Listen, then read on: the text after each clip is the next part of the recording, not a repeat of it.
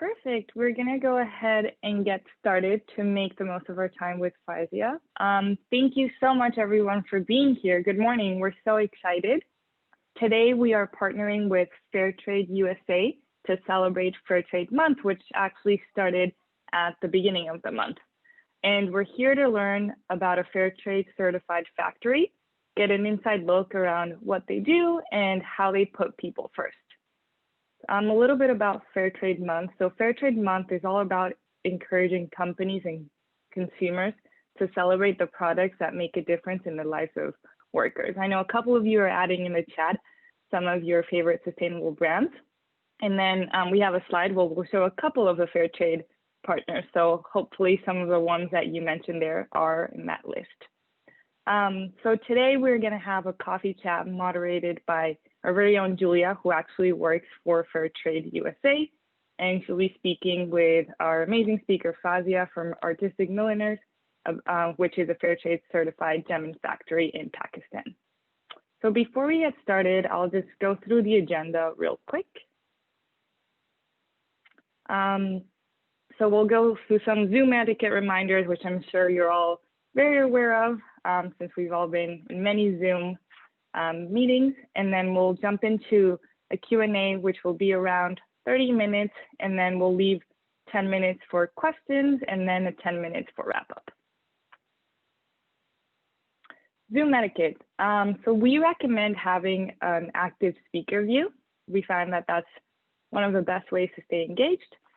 We ask that you please stay on mute, and then when we have the Q&A, you can either type a question in the chat or unmute yourself and ask your question. And we ask that you hold to ask your questions at the end of the panel, please. And then about Net Impact. So this event is hosted by Net Impact. And I'm sorry, I should have introduced myself. I have not had my coffee. So my name is Maritza Rendon, and I'm the chapter president for Net Impact San Francisco. We are a professional chapter where we host networking events once a month for sustainability and social impact professionals like all of you, specifically in the Bay Area, but now we've expanded since we are living in a virtual world. And our goal is really to create a community of like-minded individuals to spark conversation, dialogue, and make a difference. And each month we host different events around a topic that we're passionate about or a topic that we want our community to learn more about. Our chapter has about 4,000 members, and we were recognized as Chapter of the Year in 2019. We're so excited to have you here. At the end, we'll show more ways that you can stay connected to learn more about us, our events, and we would love to learn more about you. So feel free in the chat to also include your LinkedIn so you can connect with people that are here.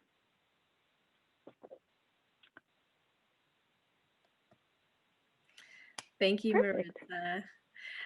So hi, everyone. Thank you for joining us this morning. I hope you have your coffee in hand or your tea, whatever suits your interest. My name is Julia, and I work at Fair Trade USA, as Maritza mentioned. I also serve on the board of Net Impact San Francisco chapter. And today I'm excited to introduce Faiza, who is joining us from Pakistan, to highlight a little bit about what Faiza does out in her role, as well as what factory is doing for their sustainability practices. So a little bit about me. I, again, work at Fair Trade USA, and I manage our international factory support services team. And that I provide in-country support to our factory partners to ensure everything is running smoothly on an ongoing basis. And I wanted to give a little bit about a background about Fair Trade USA. Fair Trade USA partners with brands and factories around the world to create meaningful social change. It is a nonprofit organization based in Oakland, California, and the largest third-party certifier of product in North America. And many people recognize the logo on several products like coffee, sugar, tea, bananas, and for about 8 years, Fair Trade USA has been working on manufacturing goods program. So you can find things like Fair Trade certified t-shirts, rugs, lamps, and home furniture. So Products with a fair trade seal means producers are committed to providing safe working conditions, the advancement of worker livelihoods, and protection of planet.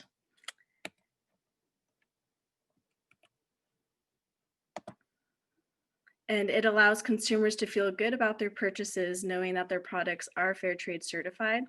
And this comprehensive value-adding supply chain approach is what differs fair trade from other certifications. So some of our brand partners are, as you see here, in the apparel and home goods program include Patagonia, Target, Gap, REI, West Elm, and several more. We have 45 brands in the apparel and home goods factory, and this partnership of the brand and supplier is important and is the key to long-term success. So once a producer becomes fair trade certified, our brand partners can buy a product from a certified producer on fair trade terms. And what fair trade terms requires is that the buyer pay an additional cost on the product, and that extra amount of money goes into a separate worker managed bank account, and the factory workers then democratically elect a fair trade committee, and that fair trade committee determines how to spend those funds. And of course, as you can imagine, deciding how to invest those premium funds depends on the needs of each particular workforce and the issues and barriers that they face. So something as simple as every employee deciding that they want to use the premiums to buy a bicycle can be transformational for them. And this is something a group in India did actually, and that allowed workers and families to more easily get groceries, take their kids to school, and commute to work. And during the COVID-19 crisis, recent Fair Trade USA survey shows that producers are using the fair trade premium on pressing needs like food and cash disbursements in response to COVID-19. And the factory program in specific, we work with over 100 factories in 11 countries, and the program has benefited over 85,000 factory workers. Our proudest achievement is that nearly $18 million in premiums has been sent to factory workers at fair trade certified factories. And Artistic Milliners is one of those denim factories located in Pakistan, and which is why I'm so excited to introduce our guest speaker, Syeda Faiza Jamil, who goes by Faiza. Faiza has an incredible background in sustainability and has worked at Artistic Milliners to lead the company's corporate responsibility department. I had the honor of meeting Faiza in person last year when I visited Artistic Milliners in Pakistan, and I'm happy to have her here to share with you a little bit about her own interest in sustainability, as well as the factory's commitment to Fair Trade USA and sustainability goals as a whole. So, Faiza, I'd love it if you could introduce yourself and then we can hop into some questions. Thank you, Julia. Such a nice introduction. And hi, everybody. Hope you're having a very good morning. Where I am based in Pakistan is actually night, but it's a good day. It's good to have you all with me. And a little bit about me, like Julia mentioned, I basically head the CSR and sustainability department at Artistic Milliners. But obviously, I work with a lot of my, colleagues and supporting departments to implement our strategies. So before joining Artistic Milliners, I was actually in academia, and I was a researcher by profession, and I was doing research in water related geotextiles. Like it was a bit of a chemistry, a bit of water, and a bit of textile fabric. And out of my own interest, I was also involved in a community project related to providing free education to school children. And my interaction with Artistic Millionaires started because they were like donors to my school. And then as things progressed organically, there was a vacancy in Artistic Millionaires, and I was offered a position because the directors and the leadership at AM thought that it's a good idea to actually take up your hobby or your passion as your career. And I thought it was an amazing opportunity because that's what I always wanted to do, to help out people and help the planet and help the businesses grow, in tandem with both our environmental and social responsibility. So here I am, and it has been 5 years, 5 phenomenal years at Artistic Milliners, and every year and every quarter, every month, there is a new discovery, a new program that we are launching and implementing. And this company has really enabled me to do a lot of sustainability work. But I would really say that that Fairtrade USA has been one of the the project that I really take pride in, because there are lots of projects, and they basically cover just one angle of of a certain project. For example, if you're talking about worker well-being, uh, uh, they might be talking about training, or they might be focused on growing them in career development, or in terms of making them part of a worker well-being committee, or giving them some philanthropic donations. But Fairtrade USA is like a 360-degree program that has really turned things around for a lot of workers at Artistic Milliners, and I'm very happy that I have been given a chance to talk about it. So I think we can start now. Like Thank you you, can, Faiza. yeah. That was wonderful. I appreciate that. Well, so that is a perfect segue into my first question. And I wanted to basically ask this question to allow everyone a little bit of insight into the clothing supply chain. So Faiza, could you explain the clothing supply chain and the pros and cons of how it currently functions right now? Yes, so the clothing supply chain, there has been a lot of, articles and journalistic investigation into how this functions, and it's good that the awareness is increasing.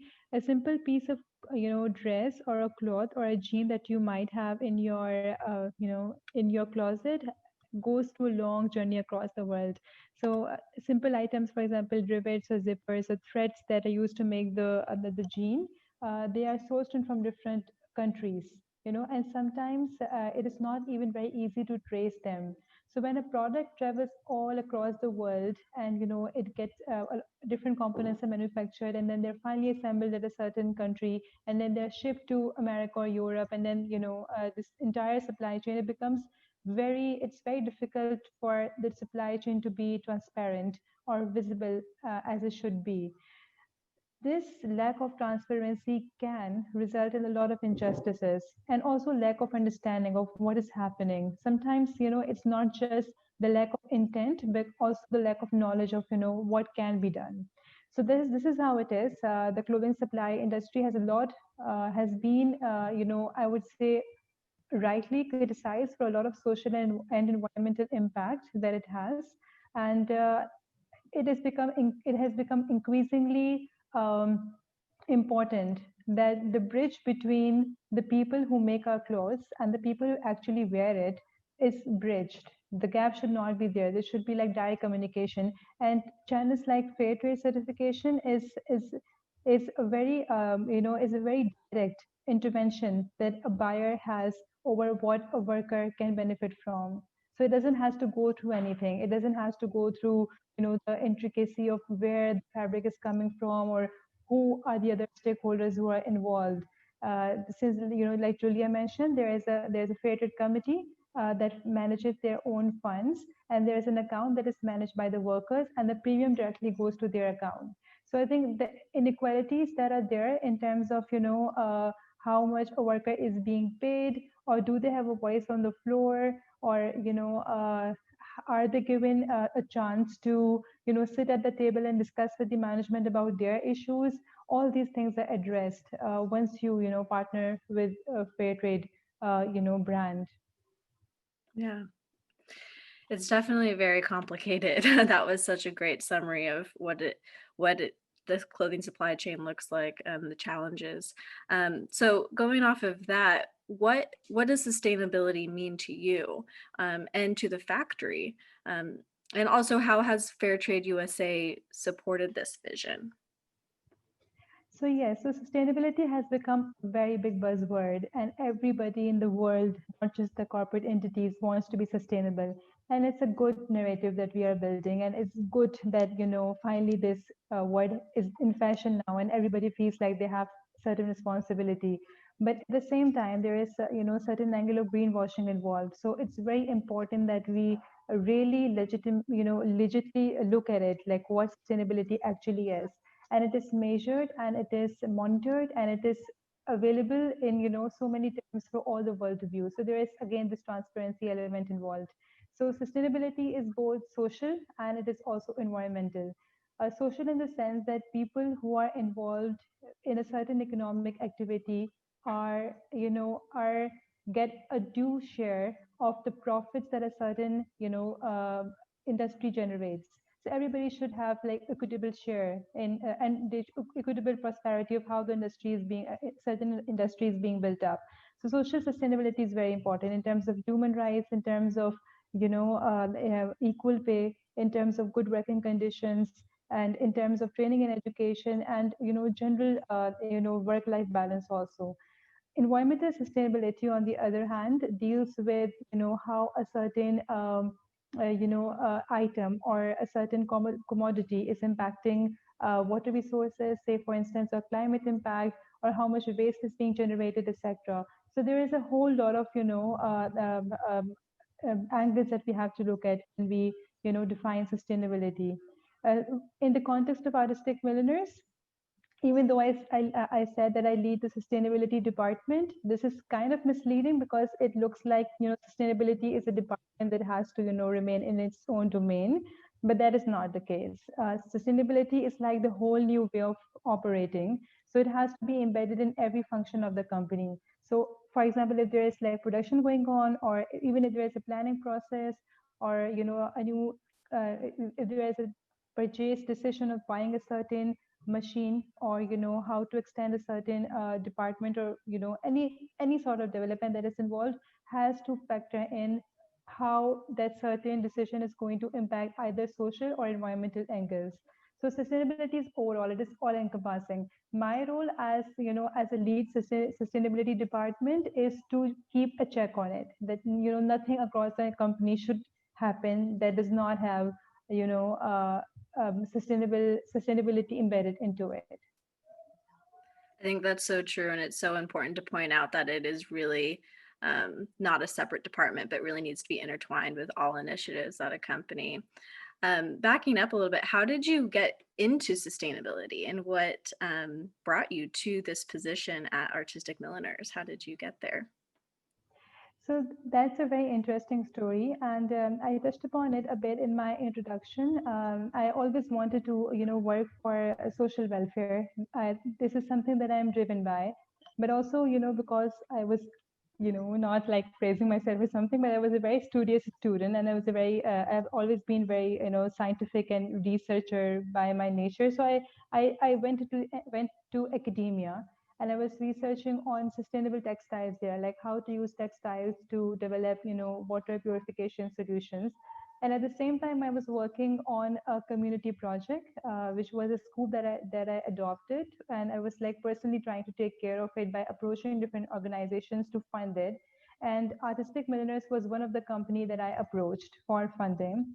And so my relationship with this company started way before when I was an employee, and this company was actually funding my school, and they were going out of their way to ensure that the children had all the facilities of a state of the art education requires.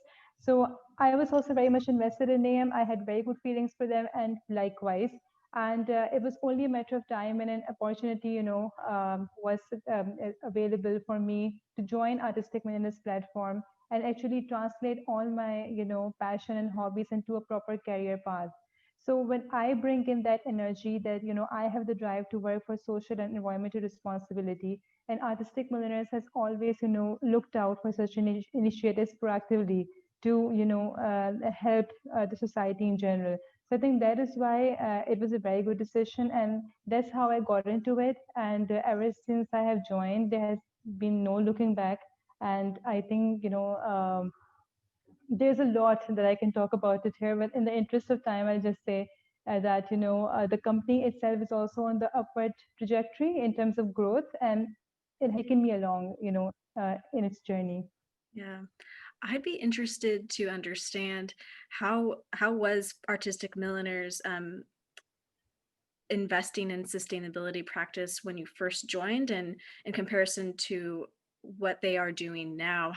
How much has happened? And I'm sure, I mean, there's so much that I see Artistic Milliners doing in the sustainability field. So maybe you can highlight a little bit about that journey of the 5 years that you've been at Artistic Milliners. So yes, Artistic Milliners, even before I joined, had a very established and proper, CSR and sustainability setup and department. And in 2014, before I joined, an year ago, Artistic Milliners actually became the first company in Pakistan to become LEED Gold certified, which is basically a certification for sustainable buildings. And at that time, it was not a very common practice. And the company had worked directly with the head office in USA to get the certification.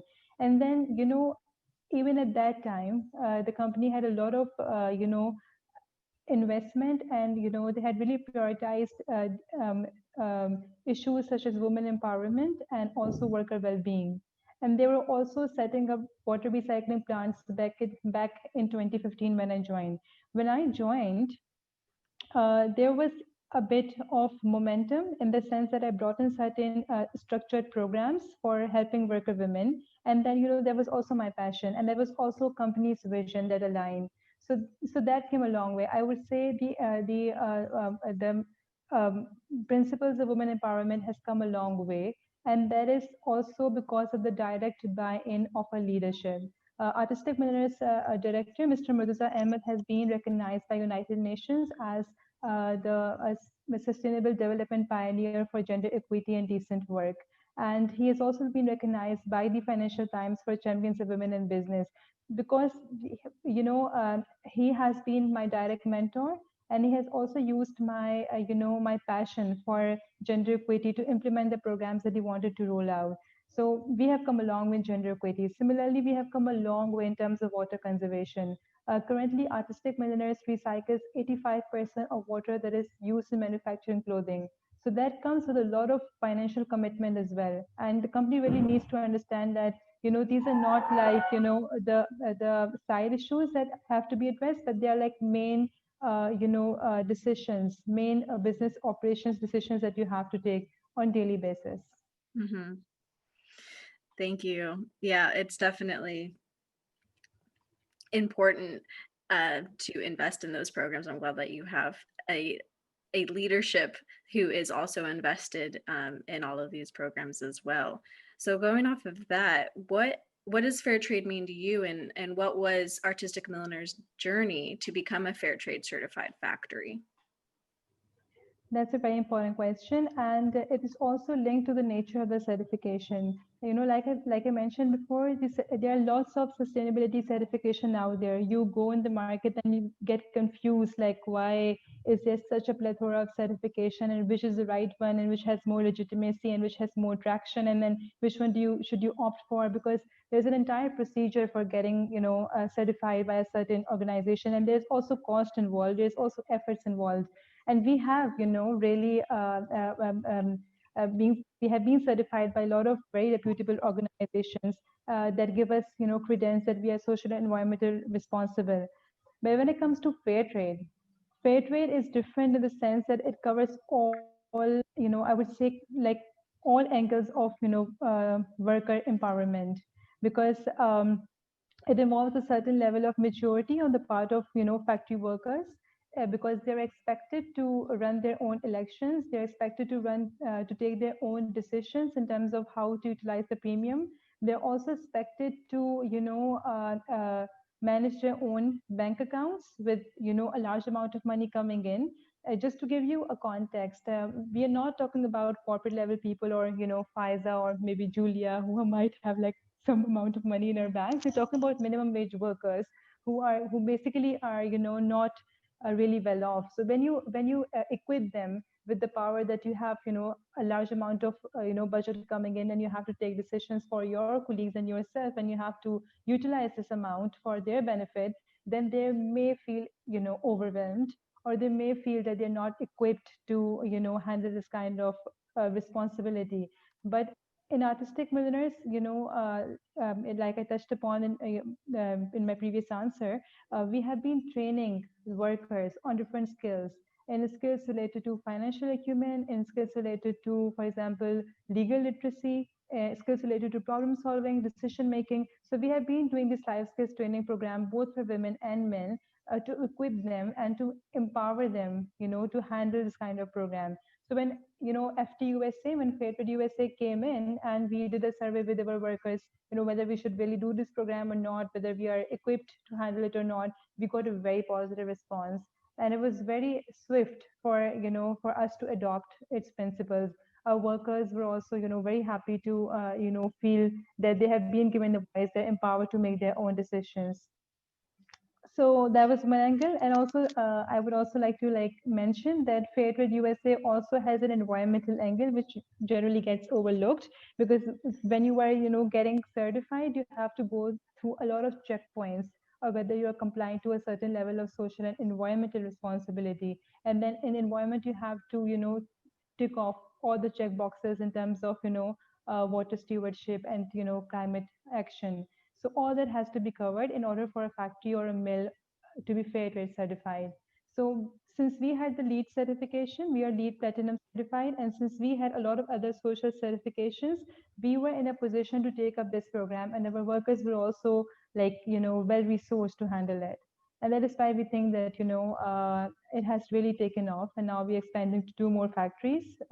We have expanded to 2 more factories, and we will expand more Yeah, coming it's very future. Yeah. exciting. It definitely is such a transformational journey. I'm glad you highlighted that because it does take a lot of commitment, and it's a year over year journey, as we like to say, especially for workers who are having this opportunity to feel empowered and have a decision with what they want premiums to go towards.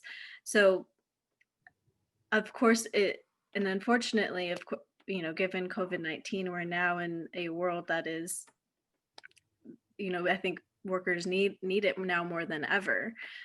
So what happened when COVID-19 hit in Pakistan, and how is the factory doing now? So yes, so COVID-19 was very unexpected and very unprecedented, and I think nobody in the world was really equipped to handle a situation like that. And there was a lot of panic. There was this fear of unknown of what's going to happen, and because of the fear of the unknown, a lot of things,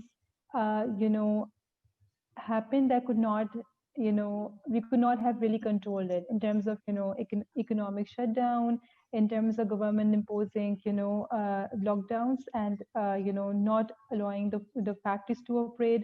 And in Pakistan also, there were like some limited timings in which a worker, in which anybody could actually go out and shop for groceries and food. So there was a lot of uncertainty, especially for workers who are at the lower tier, and they're only so much managing their food on their plates, right? So when they are hit and they are not coming to factories for work, and they're unsure about how they're going to secure their food supplies, because the market is also running out of food supplies and the prices are hiking up. So what do we do? Like, is there anybody who can help them out? And obviously there was a lot of momentum of philanthropic work as well. But with fair trade, fortunately we had been fair trade certified just a year prior to the COVID-19, and the workers were actually getting familiar to all these practices of how to manage funds.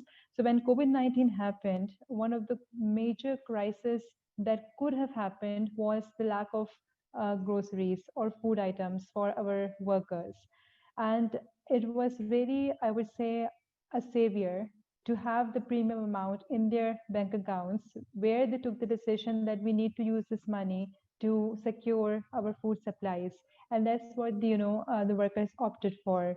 And we couldn't be more happy that there was a safety net available for workers to take to take benefit from.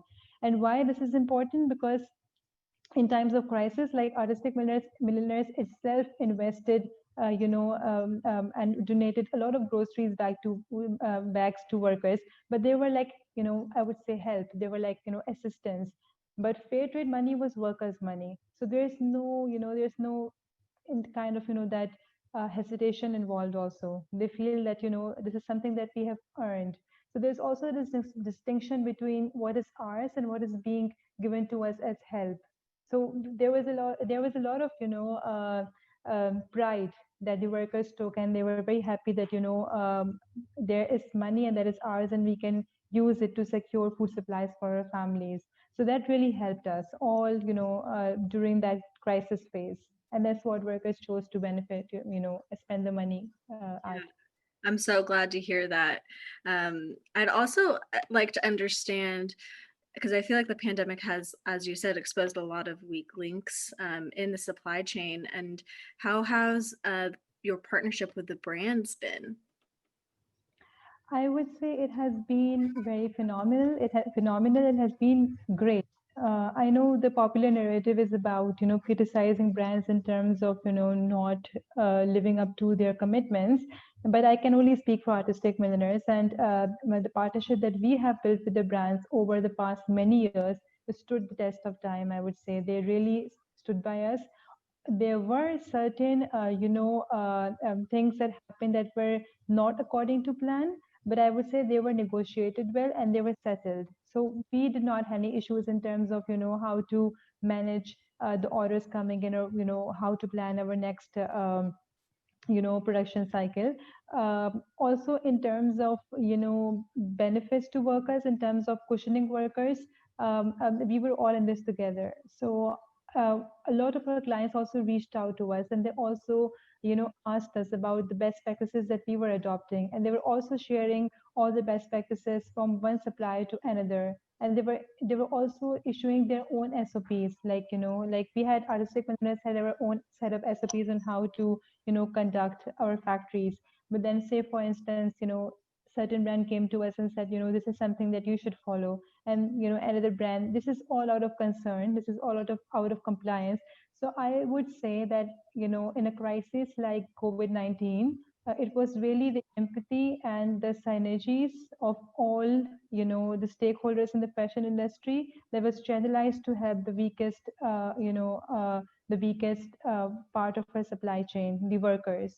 So that has been our experience, and we have really we're very thankful to everybody. We feel pride in the fact that the values that we have has actually led us through this crisis, and that is why it's very important to hold on to them during the most toughest times.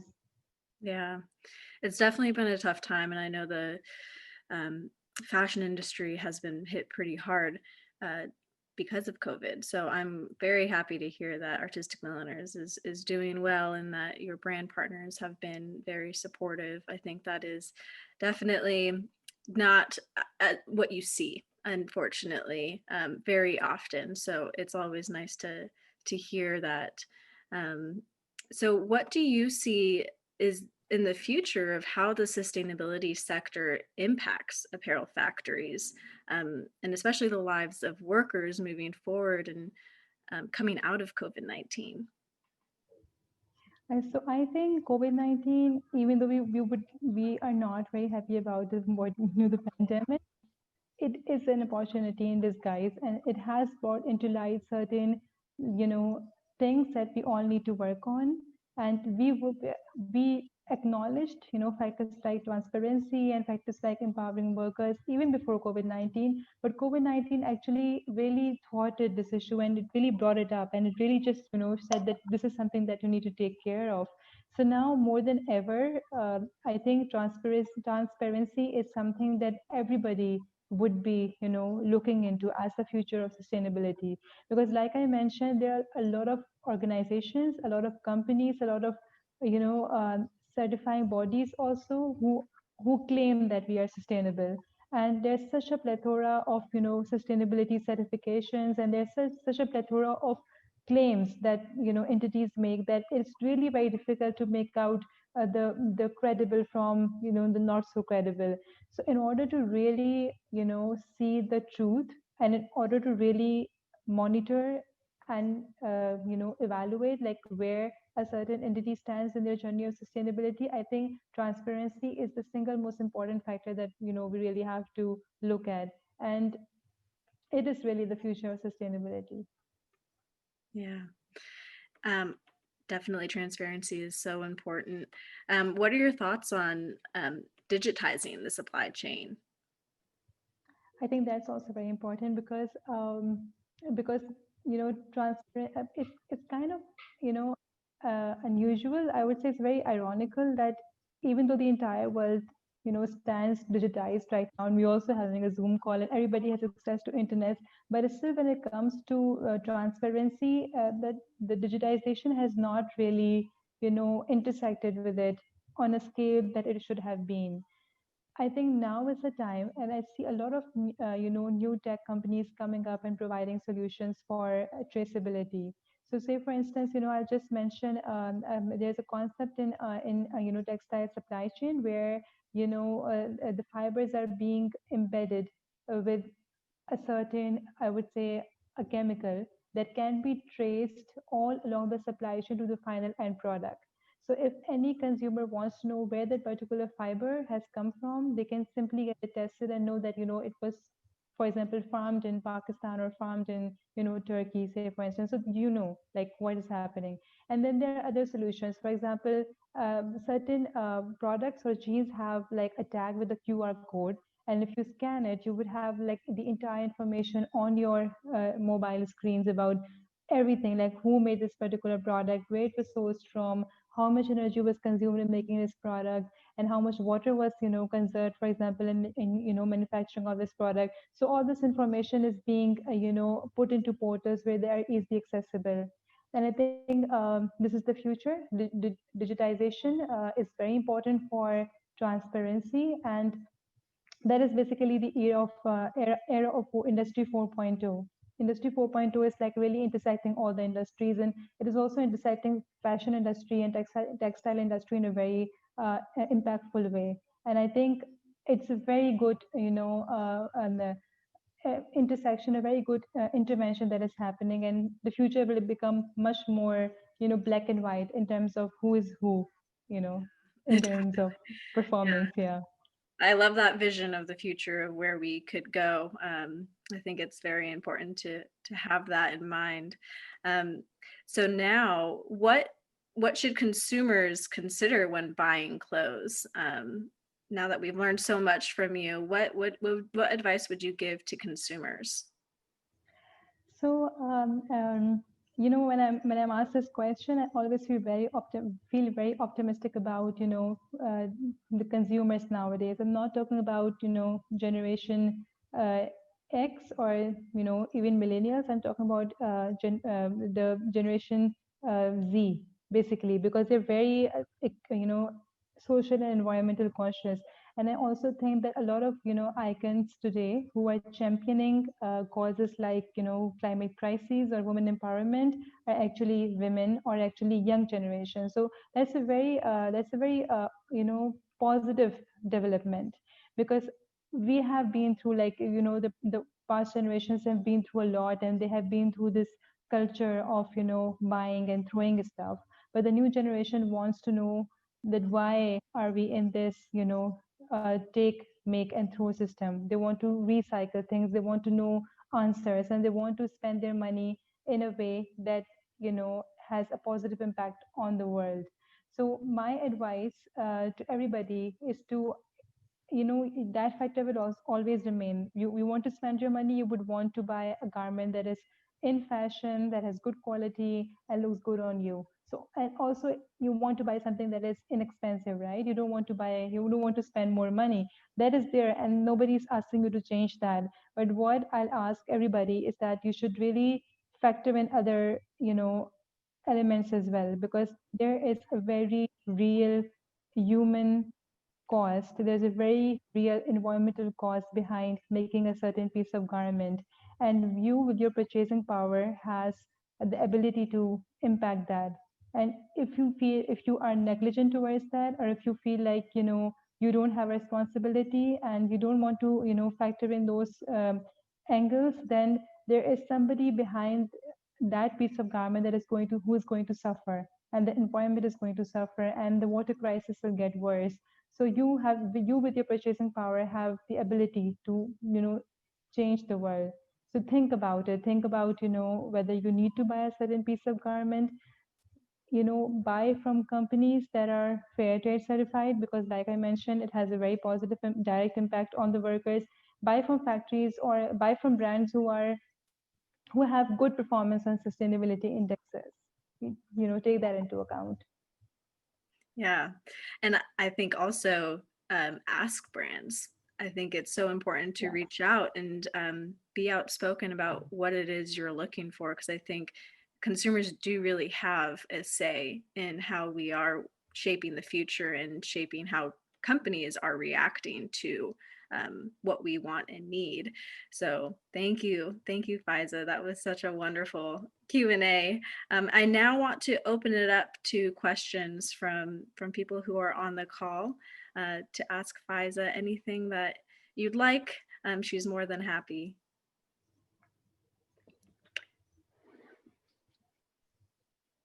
Julia, I can go first. Perfect. Yeah, hi, Faiza. This is Anthony. I'm also on the leadership team with Net Impact San Francisco. So I'll echo Julia's thanks for joining us and giving us this presentation. I think the question for me, as we were talking about a lot of different opportunities to both improve on the environmental and the social side, just comes down to money and paying for it, right? Sometimes we know what we need to do, but we just don't know how to cobble together the resources. So I was just wondering if you could speak to any outside partnerships or with financial institutions or foundations that have helped in financing some of the improvements, or if you can't kind of name a specific partnership, just how you go about thinking about the return on investment and in some of those considerations when you're trying to think about big like efficiency improvements or water improvements. So that's very correct.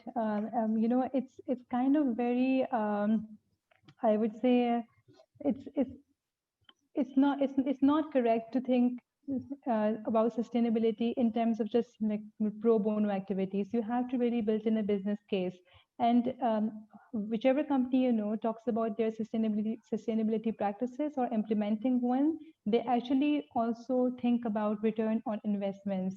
And that is correct. If you are short-sighted, you might feel that installing a water recycling plant, for example, is a big investment, which it is a big, it's a big capital cost. But then after your payback period, you actually start saving up on water, purchasing water or using water or spending on the utilities. Then again, if you're investing money, for example, in installing solar panels, which is a one-time big capital cost, it's a huge capital cost. But once you have recovered that cost, then you're getting literally free energy, right? Apart from the maintenance cost of solar panels. So you really have to think more long term.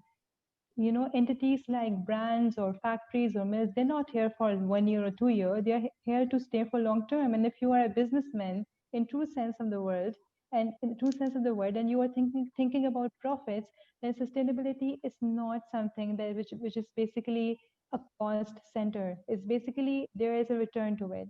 Similarly, when you talk about workers and you're talking about investing in training and development of workers, it might appear to you as a cost, but when you are training a worker to become more financially literate, or become more legally aware of their rights, you're actually addressing managing the risk that is associated with a human rights crisis, and that all comes with very tangible costs. It's very important to factor in and to change the concept that if you are investing in sustainability, then you are basically you know throwing in money, throwing away money. You're not. You're actually saving money by investing. So, and the other part of your question regarding if we can team up with financial institutions, yes, we have, and they have responded positively. There are a lot of there are a lot of organizations out there that actually help or coordinate or partner with us in terms of financial investments.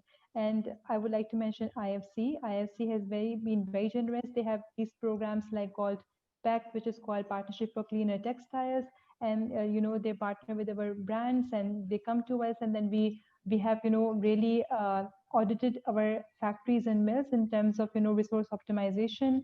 And then there are other organizations as well that has that actually, if they're not funding us directly, they create the capacity for other funding channels. So there is like BSR, which is called Business for Social Responsibility. So the BSR actually helps us connect with our brand partners in a way that we can align on financial levels for worker development or for environmental responsibility. So all these interventions are there. Just one last comment on your question. When we're talking about the end user paying for sustainability, we are not saying that they should not consider other elements. Obviously, they will have to pay extra sometimes because some of the initiatives are in the pilot stage, and some of the commitment is required from everybody in the world as like the as like the global citizen to encourage these initiatives so that they can scale up and then become cost neutral.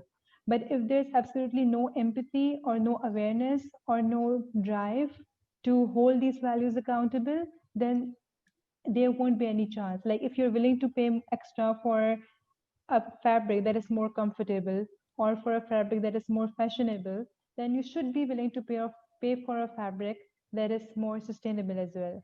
So that should be one of your criteria. Yeah. Thank you. We do have another question here from Boris. What were your biggest challenges getting fair trade certified? So yes, one of the challenges that we had were related to bringing in women in the process because the fair trade committee that we form, we make sure that they also have representatives from both genders, from women as well as men. So when you talk about running election campaigns to elect the fair trade committee, or when you're talking about taking financial decisions to be taken by a women factory worker, then they might feel that they're not well equipped to compete against men because that's just a gender angle to how women conduct themselves. So that was one of the challenge. But again, I think since we had been investing a lot in terms of training our women, this was a time that they actually performed and put into practice what they were taught. So that was a challenge, but now I see that our fair trade committees are very gender balanced, and the women also feel are quite empowered. One of the women I knew, the factory worker that I knew, ran for elections and she won. So that may seem like a very petty matter for you and me, but for her it was a life-changing situation because she has never been given that platform. She has never stood and be out there and presented herself for others to be accepted as a leader. So for her to do that was an act of courage, and then for her to win that was really self-assuring for her. And now she's doing very well. She's managing the finances, she's taking decisions, she's addressing concerns of her colleagues. So apart from the financial element, the human element that is involved is very important. Thank you, Faiza. I think that is so important to realize that forming a fair trade committee itself is a task, and getting workers interested in that. And it's always nice to hear the empowerment piece and how women, especially in artistic milliners, have responded to it and come into those leadership roles. We do have a few minutes for other questions if anybody has another question.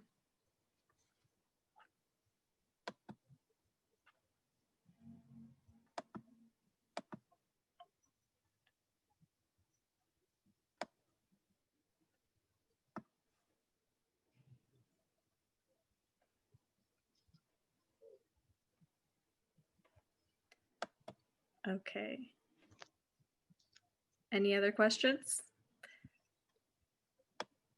I'm gonna go ahead and then pass it back to Maritza to close us out with a few announcements from Net Impact and our upcoming event.